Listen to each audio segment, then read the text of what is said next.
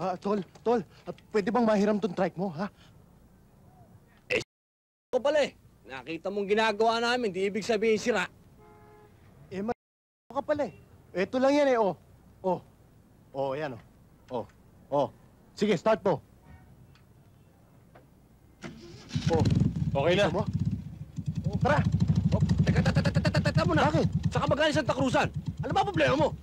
May hinahabol lang ako eh. Sino ba hinahabol mo? Babae. Babae! Ay naku, baka malaman ni Carmina ya. Hindi. Ako alam ko ikaw ang hinahabol ng babae, pero... Sige ha. Teka mo na!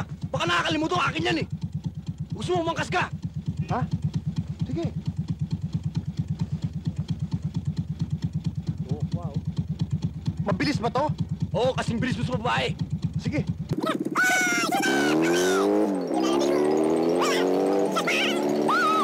Bilisan mo naman. Huwag kang magkalat na aabutan natin yun! Paano natin naabutan? Ang bagal-bagal natin eh. Maski posisyon, hindi natin naabutan. Ayun sila, dali oh. Bakit di ba sigaw na sigaw? Bakit ako hindi sisigaw? Mas matanda ako sa'yo, kuya mo ako. Sige, tabi mo. Tabi mo. Oo. Sige, baba. Ba't ako bababa? Hindi ka bababa. Kulang ka na naman sa bugbog. Hindi, baba. Sige. Oo.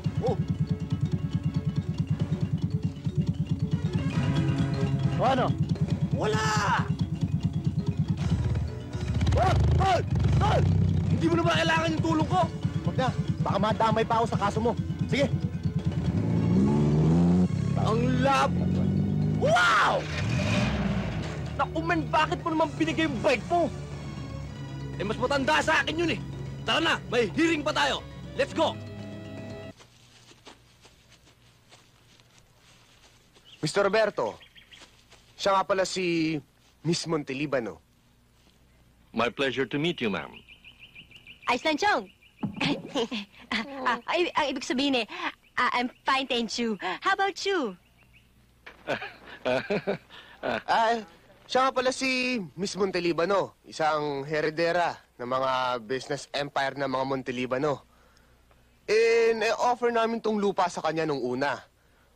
Akala ko hindi ho siya interesado, pero bumalik ho siya. Kailangan mag-decide na ho kayo kung kukunin niyo itong lupang ito. Baka may mauna sa inyo. Tama nga naman yon dahil ready na ang aking pera. Sandali lang. Interesado ako, pero ano ba yung sinasabi mong espesyal sa lupang ito? Itong lupang to mayaman ho sa langis. Wala ho kaming pera para makapagpatayo ng isang oil well. Katunayan nga lang ho isang tusok niyo lang ho dito lalabas na ho ang langis. Sandali lang. Mr. Roberto, ito ho ang pruweba. Kahit itong patpat lang, napalalim lang ho ang baon, tsak lalabas ang langis. Ayan na ho. Malapit na. Ayan na. Langis!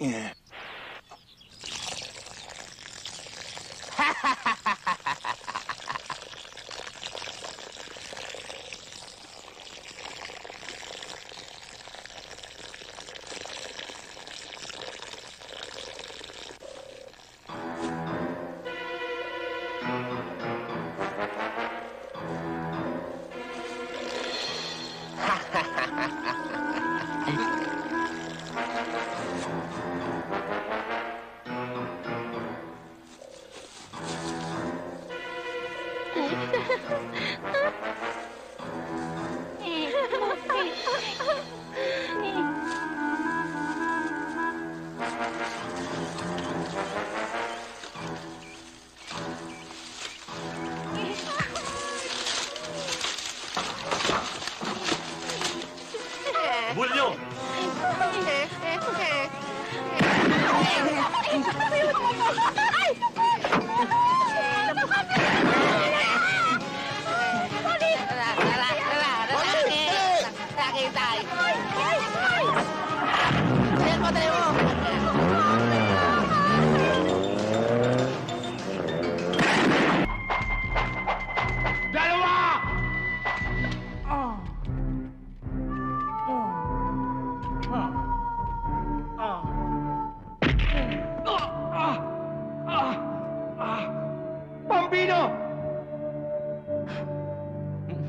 Mabuti na lang napanood ko yon kay Sharon at kay Cesar.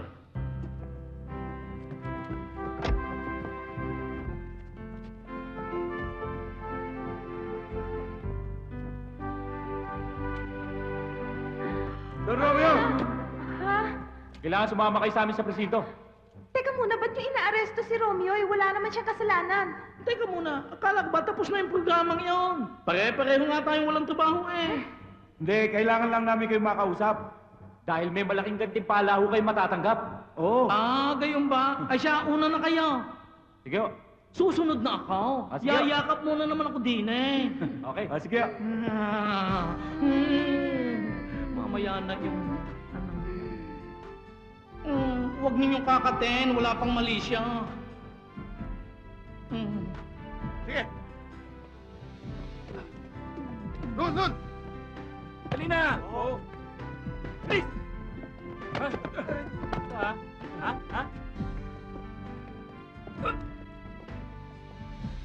Dahil sa kanilang kabayanihan, nalutas ang itinuturing na the biggest diamond syndicate dito sa Pilipinas. At ngayon, ikinararangal kong ipagkaloob ang reward na nakalaan sa sinumang makalulutas sa napakalaking kasong ito. Romeo, Julieta, tanggapin ninyo ang checking 500,000 pesos bilang pabuya sa inyo. Thank you. Thank you. Hoy! Meron kami dyan, ha? Oo. Oh, picture kami. Sama kami. Oo, relax lang kayo. At higit sa lahat, mga kaibigan, isang medalya ng karangalan ang ipagkakaloob sa kanila bilang pagkilala sa kanilang kabayanihan. Mas karapat dapat ito sa aking pinakamamahal na asawa. Asawa? Akala ko ba binata ka? Sabi mo sa akin wala kang asawa? Manloloko ka, Romeo! Niloko mo eh! Niloko mo ako, Romeo! Niloko mo ako, Romeo! Walang iya ka talaga. Akala ko faithful ka sa akin. Ang dami mo palang babae. Ay, ikaw lang naman mahal ko, Julieta. Ay,